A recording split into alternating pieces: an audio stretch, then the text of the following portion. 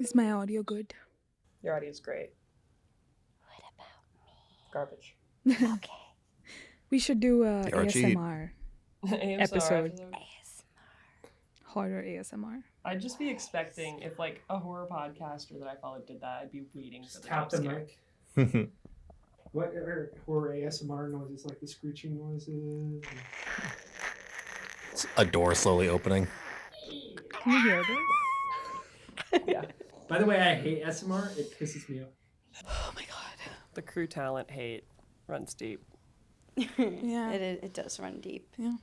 And it's happening at the perfect time. Every day we deal with them. Every fucking day. Anyways, I'm going to tell you, I know you don't really believe in ghosts or you're not sure of it. I'm going to share a little story from my childhood that really scared the shit out of me.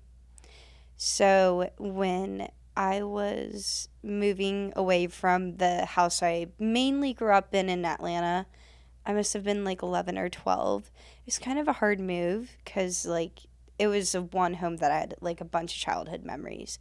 And every home after that, I was only like in for like maybe 1 or 2 years and then out. So that's the longest place I've ever lived. And while we were prepping to move, it was right around when my grandfather had passed. And it was pretty solemn. Like, things weren't going super easy for my family. So at this time, I was the last one out of the house because I was the only one in middle school. So my parents had to go to work early. My brother had to go to elementary school. You know. So one morning while I was getting ready and I had to lock up the house, all the cabinets started opening. And it started to become a pattern. And it was weird because, yes, my family was stressed, but we are all like uber clean freaks. Everything is put in place. My family is not the family that's going to leave cabinets open every single day. So it was getting weird. Finally, I drop my stuff off, like, while I'm getting ready in the bathroom. I just dropped everything because I could hear it again. And I come downstairs, and the cabinets, I watch one of them open. And it's weird because none of his stuff happened until the last week of us living in that house. And I still can't explain it. I thought that maybe, like, I was getting pranked.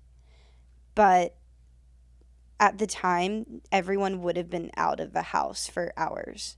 So, I mean, still to this day, I look back on that memory and scared shitless is the only way I can put it. I mean, I can't explain what happened, but maybe you just need a door opened. Maybe. Maybe. Yeah. That skeptical ass maybe. I know, you ain't slick. I'm not gonna lie.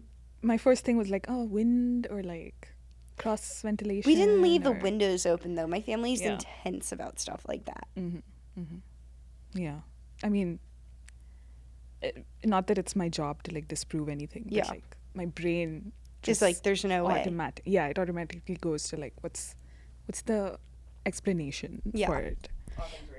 Yeah. I mean, it's weird because, like, yes, I was grieving, so maybe it was at a time, too, where I was looking for a lot of answers for what happens after we die. But I remember it really well, what happened, and, you know, it's one of those things, I mean, I'm just never going to forget. That's true. So, believe it, or you can call me a bullshitter. Good with it either way. I wouldn't call you a bullshitter because I haven't experienced anything like that. This isn't even like a ghost experience or anything, but my brother Rishi, I think he I don't even know what I'm trying to say. But now that he's older, he's like very like chill and relaxed and laid back. Yeah. But there was a time after our grandmother passed away where he was very emotionally aware and sensitive of a lot of things. And he dealt with her death in a different way than I did. But it was also the same time where in our building, he was the youngest boy, and he would play with all of these older boys, and they decided to watch The Grudge one night. Mm-hmm. And Scary movie. yeah, I don't know why they would, this boy is younger than you, and you're asking him to watch a horror movie, and obviously he's the younger one, so he wants to make them think that he's okay. And that, watching that movie for him started like a series of nightmares where he would have these visions of like a monster with red eyes, and it was a lot of like I remember it being like a serial thing that happened a lot of nights, like all of those things together. So I do think that there's definitely like a mental factor, like a psychological factor that associates like a death with like things and visions and stuff. So I do believe that, but yeah, that's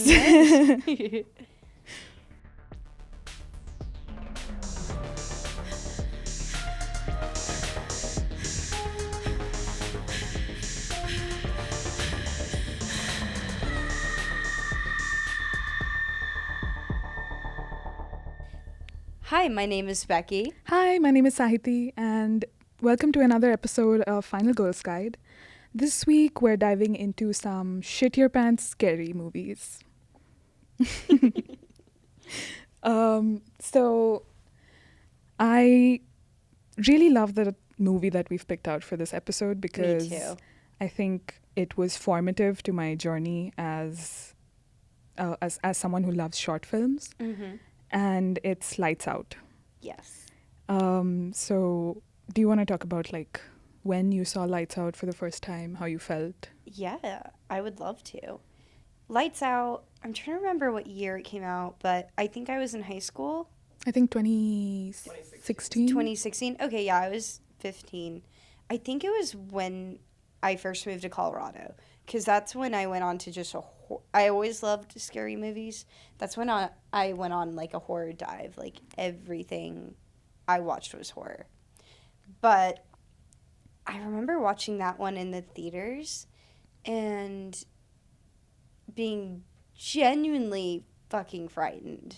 Like feeling out of body, out of control of my expressions.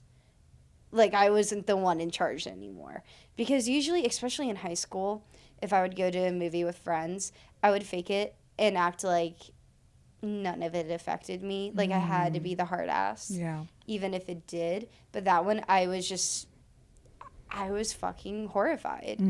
I think for me, with Lights Out, and maybe this is a little embarrassing to tell on the podcast, but in childhood, it took me a long time to not be afraid of the dark. That's not That's embarrassing. Fine. We, again, The I dark said, is Me too, a terrifying. little The dark bit. could have bad things. we Honestly- listen and we don't judge. Yeah, living alone too. I'm even a little more afraid of the dark again.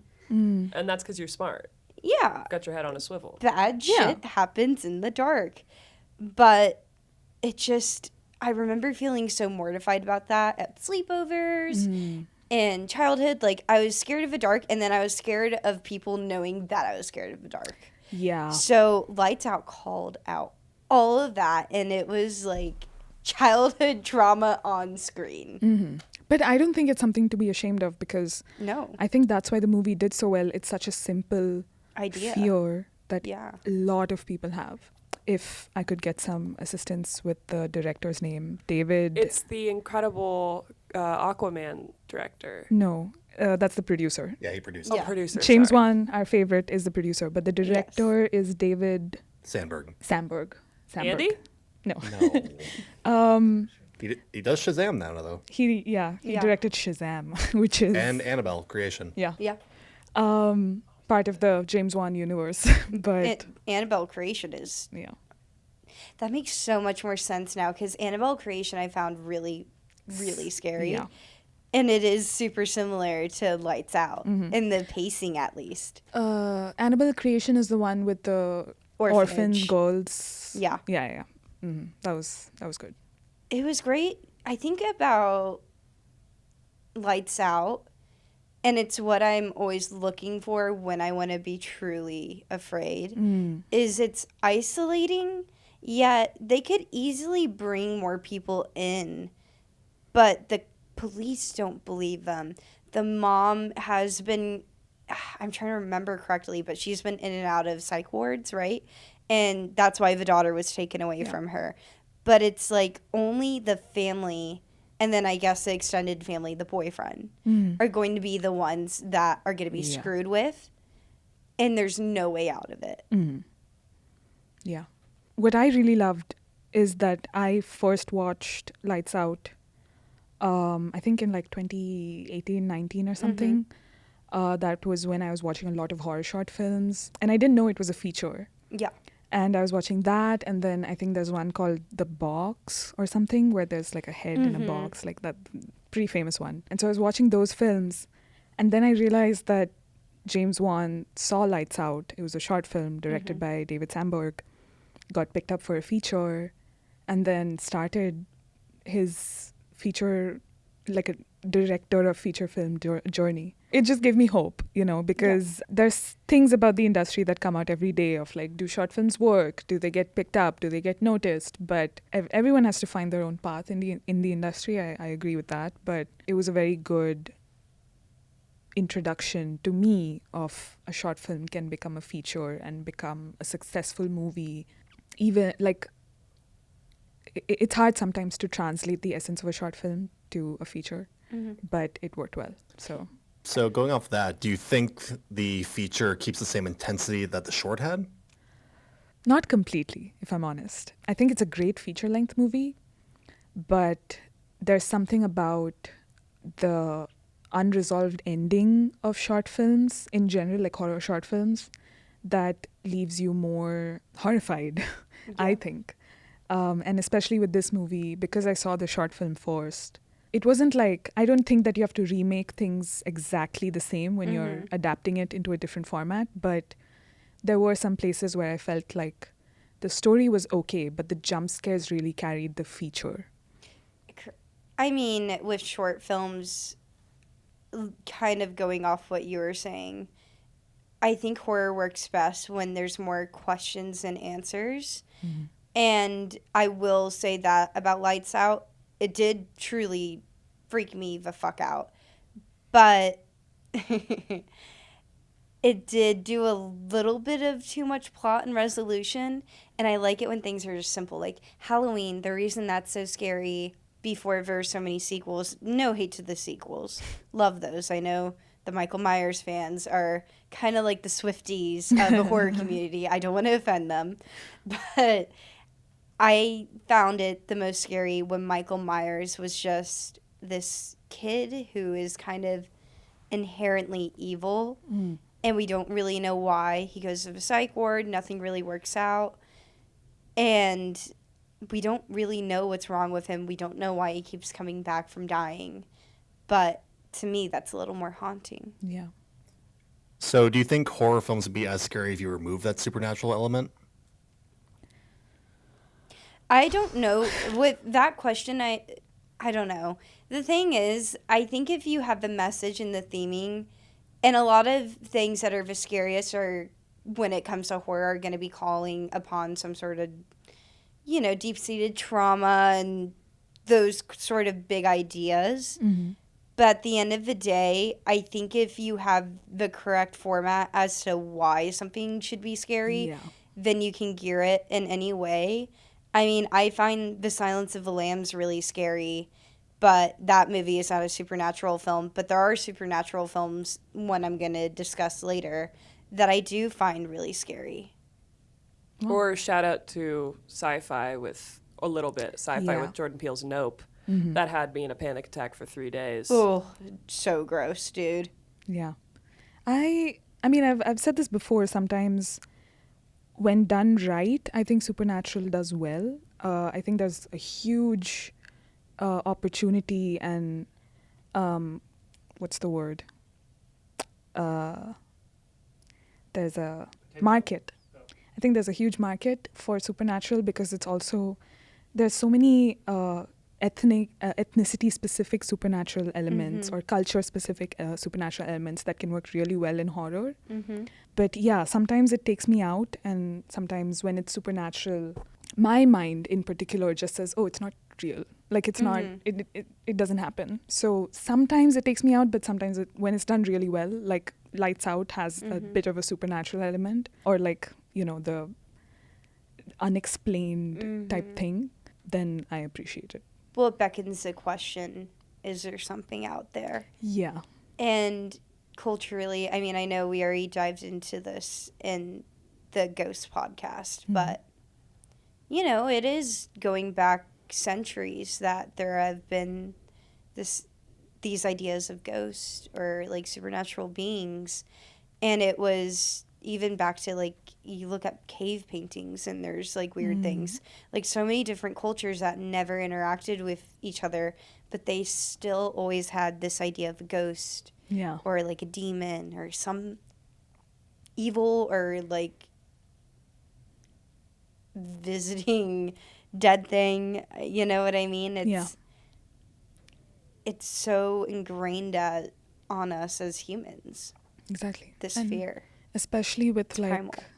When we were talking about like movies like The Witch, it's rooted in a lot of like isolation and misinformation and lack of knowledge about things, where your mind starts building its own scenarios, and that, I think, again, is a great tool to use in horror movies when done right. Definitely. Yeah. So what would your favorite terrifying horror films be then? So I picked The Ring. Great one. American and Japanese. I saw the American one, didn't know that there was a Japanese version until a couple years ago. Going back to like the supernatural thing we were talking about, the Japanese version ties in a bit more supernatural elements that the American version doesn't have. But I liked both movies. I think because I saw the American version first, I don't mind both of them, but I think people who've seen the Japanese version first maybe prefer it more. Yeah. But I remember watching it, like the American version, years ago, and there was this one scene where what's her name? Not Nicole Kidman, sorry. Oh, Naomi Watts. Naomi Watts. Jesus. Where she opens a door and there's like a woman with the face. Yeah. That face stuck with me for years. The iconographies. Yeah, because I think that's, not to say that the rest of the movie wasn't scary. It was scary. But that one scene stuck with me for so long. And because I don't know what it was, because a lot of my, like if I'm scared in a movie, it's also mood based. It does have things to do with the movie itself, but it's like sometimes I'm in like a sad or bad mood, and that influences my fear in the movie. And that scene really did it for me, because it's just something I can never get out of my mind. And that the fear that I felt, I was like, I couldn't even explain how I felt, and I was watching it with my parents. And that sort of like stuck with you. Yeah, it stuck with me. And like my parents have watched hundreds of movies, like they're huge movie buffs, but they couldn't understand why I was feeling so scared, because they were like, oh my God, that's scary. And then they'll like move past it. But I don't know, there was just something about that movie. But yeah, not to stray too much away from Shit Your Pants, but I only found out that The Ring existed because of Scary Movie. So are you kidding me? Because I've said this before, I got into horror very late in my life. But podcast is over. Yeah. Sorry, am I cancelled, guys? I'm crying at that's so fun. Yeah. But because I was like, oh, what is this? Like, I didn't realize it was a reference. Fair enough. Yeah, because like then I was watching The Ring and I was like, oh, the well. What's that from? Yeah, and I was like, oh, okay, this is what they were talking about in Scary Movie. But yeah. But anyways, well, what about your picks? Well, I want to talk a little bit more about yours. Oh, The Ring? Because that's one that I watched that for the first time. I loved The Ring growing up. I love that you picked that one. I didn't know you were going to go with that one. I remember watching The Ring. You remember how minivans used to have built-in TVs back in the day when we used to use DVDs? Yes. Long time ago. My family took us in middle school, my brother and I, on a trip up to the Northeast to visit my dad's hometown, Newtown, Connecticut. And on that trip, we must have been 11 or 12. I don't know. Doesn't matter. We watched The Ring for the first time. And we watched it, I think, at night, because we were driving throughout the night sometimes, too. And I was trying to play it cool so hard, because I'm the older sister, like, I'm supposed to be the chill one. But again, one of those movies that I could not control my fucking facial expressions. Yeah. I was like, when the horses happened, oh my God, Sahiti, I almost threw myself out the moving car. Oh my God. I was like, let's get out of here. This film, no, I'm not messing with this. This has to be like cursed or something. There's something wrong here. I don't know why the horses is what freaked me out so much. Yeah. I was a big animal kid, I guess. I don't know. But that specific image has always stuck with me, the horse galloping off of the boat. That freaked me the fuck out. Yeah. But yeah, good choice. Thanks. What about you? When did you shit your pants again? So when I shit my pants again,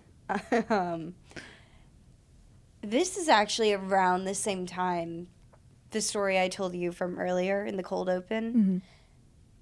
I was watching a lot of scary movies by myself, and I'm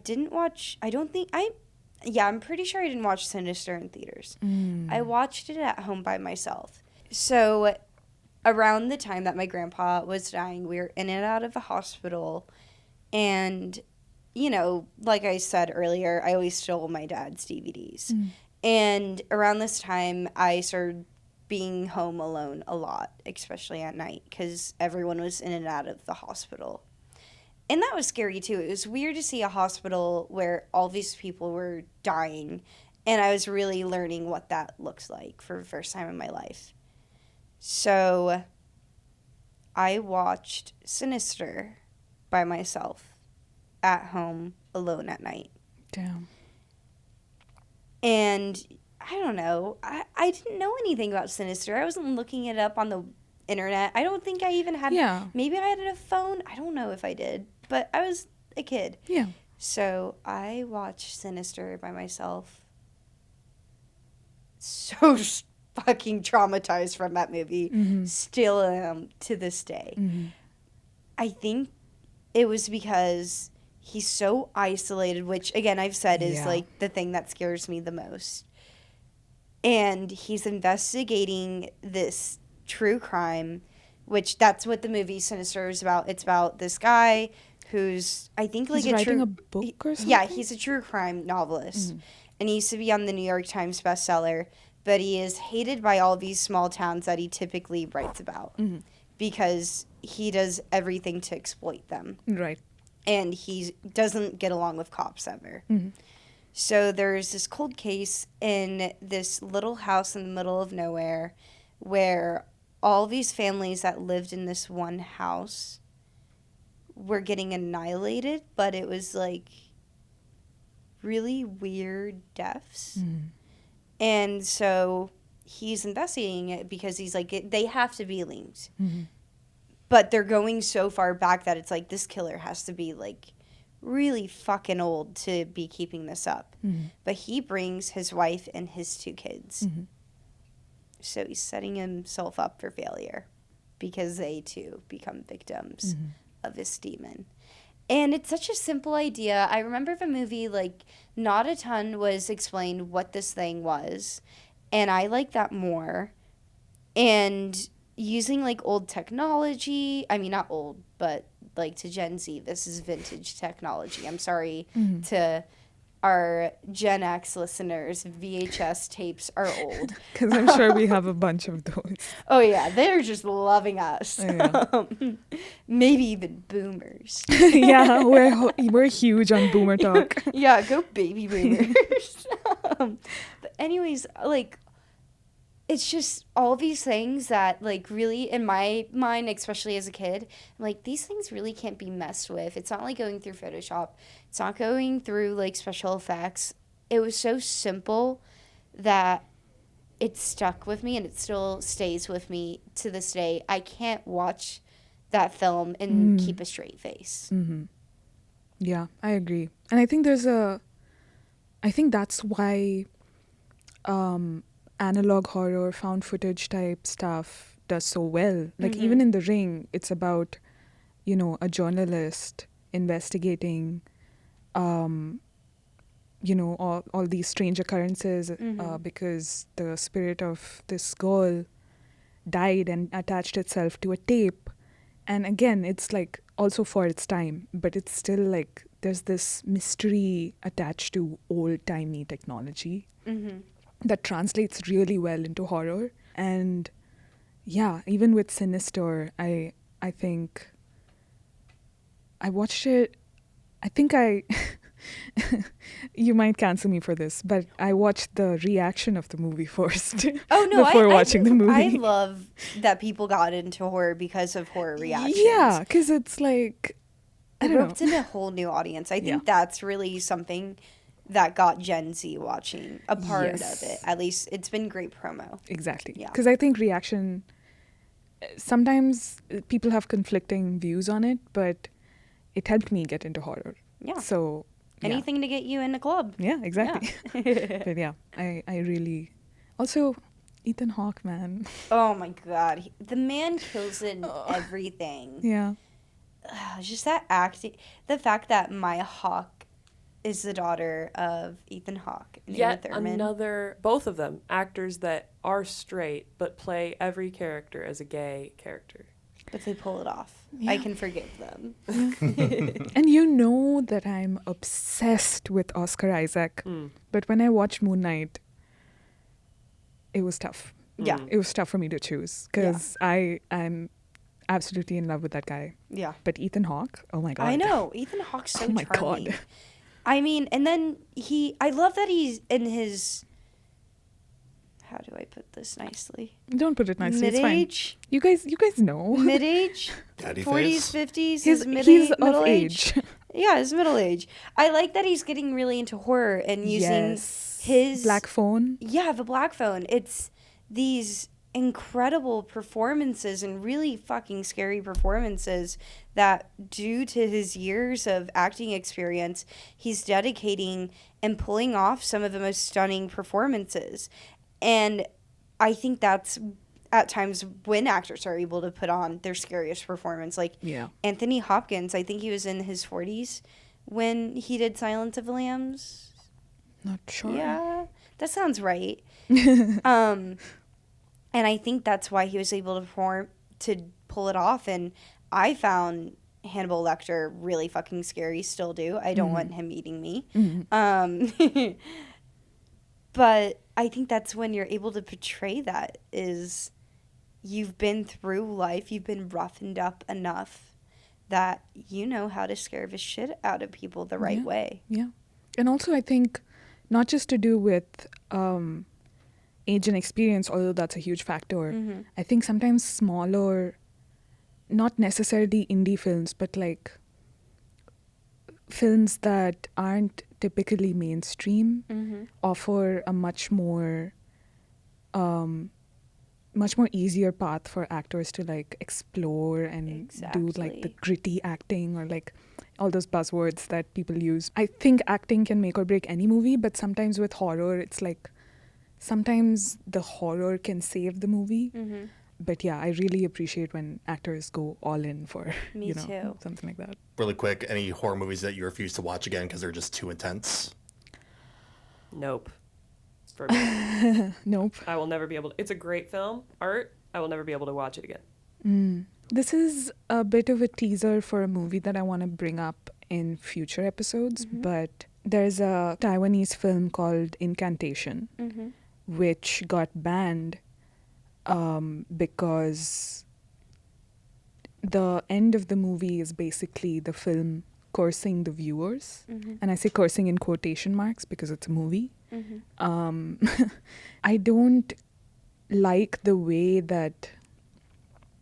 It's a great movie. I'm not saying that it's a bad movie at all, but it's definitely a movie that I need to build the energy and the mood to watch again. Because it's, again, found footage, and it's... there's a lot that goes on in the movie. I want to talk about it a little more in a future episode. But yeah, I think the plot, the premise was really good. It's about a mother-daughter story. A mother fighting for, she wants answers to things, and she wants to save her daughter as well at the same time. But yeah, it was grueling. I think for mine, it's actually an episode. And it wasn't that it's particularly scary. I think I was just really disturbed by it at the time. I'm a huge Walking Dead fan. My family, we used to drive up to where they shoot in Georgia, Sedalia, Georgia, and walk the set.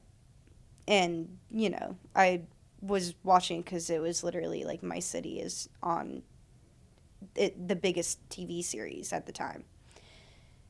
There was the episode where she tells the little girl, one of the little girls, there's two sisters on the series, and one of them, the older one, starts to go crazy, and she kind of feeds her younger sister to a bunch of zombies.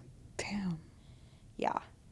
And then Carol, I think it's Carol, she is like, fuck, this girl's lost it. Like, there's no bringing her back after that. And the girl's crying while she's picking flowers, and Carol says, just look at the flowers. And she shoots her. Oh and my that God. stuck with me. And then another episode... That's just stolen from John Steinbeck.